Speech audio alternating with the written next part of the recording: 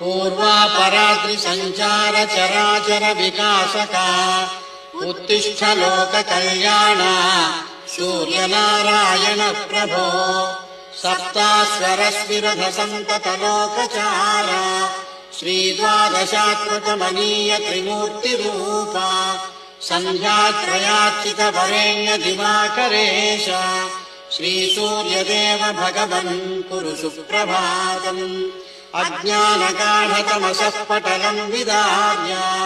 ज्ञानातपेन परिपोषयसीह लोकम् आरोग्यभाग्यमपि सम्प्रददासि भानो श्रीसूर्यदेव भगवन् कुरु सुप्रभातम् छायापते सकलमानवकर्म साक्षिन् सिंहाक्षरास्यधिपपाप विनाशकारिन् पीडोपशा